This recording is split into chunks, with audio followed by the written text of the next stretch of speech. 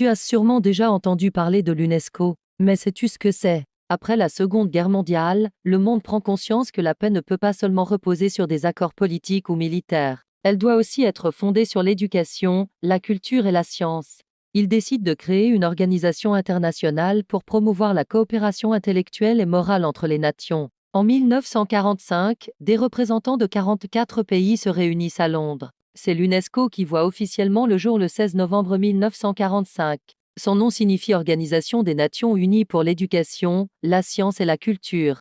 Sa mission principale est de contribuer à la paix en encourageant la solidarité entre les peuples. Pour cela, elle encourage l'alphabétisation, la protection du patrimoine, la liberté d'expression ou encore l'accès à la recherche scientifique. L'UNESCO est notamment connue pour la liste du patrimoine mondial qui recense les sites culturels et naturels les plus précieux de la planète. Depuis sa création, l'UNESCO est devenue un symbole de la coopération internationale. Elle rappelle que la paix commence par le respect et la connaissance mutuelle. La diversité des cultures est une richesse qu'il faut préserver et encourager. Il ne faut pas non plus être naïf face à cette institution. Ils utilisent cet argent pour faire pression sur cette institution.